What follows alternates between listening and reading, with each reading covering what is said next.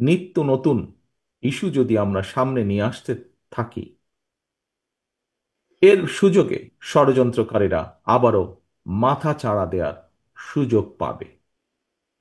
বাংলাদেশের গণতান্ত্রিক বিধি ব্যবস্থাকে শক্ত ভিত্তির উপর প্রতিষ্ঠিত রাখতে হলে, বাংলাদেশকে তাবেদার মুক্ত রাখতে হলে এই মুহূর্তে জনগণের ঐক্য সবচাইতে বেশি প্রয়োজন।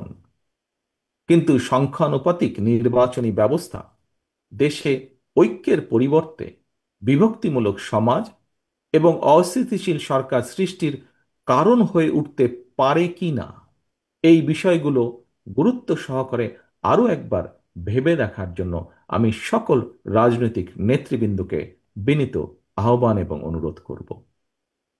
সংখ্যানুপাতিক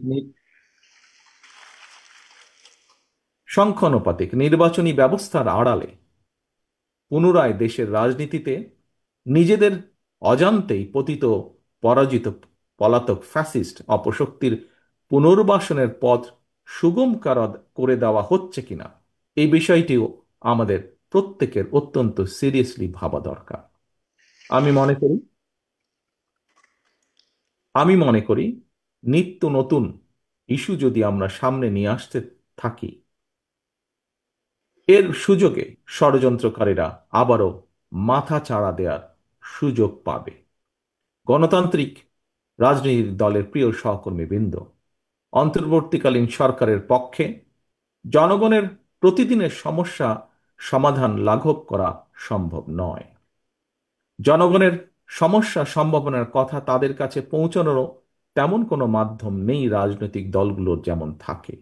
সুতরাং সংস্কারের ইস্যু নিয়ে আমরা যদি অন্তর্বর্তীকালীন সরকারকে ব্যস্ত রাখি, তাহলে হয়তোবা সেটি জনগণকে তাদের রাজনৈতিক এবং অর্থনৈতিক অধিকার থেকে বঞ্চিত রাখতে পারে।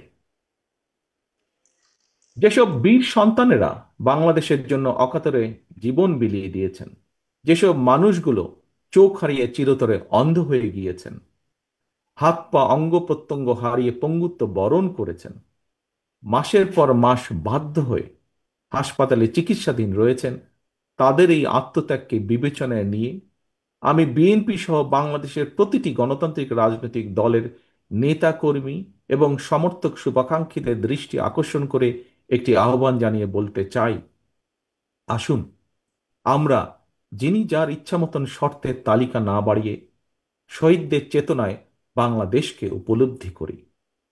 চোখ হারানো যোদ্ধার অন্তর্দৃষ্টি দিয়ে বাংলাদেশকে দেখার চেষ্টা করি।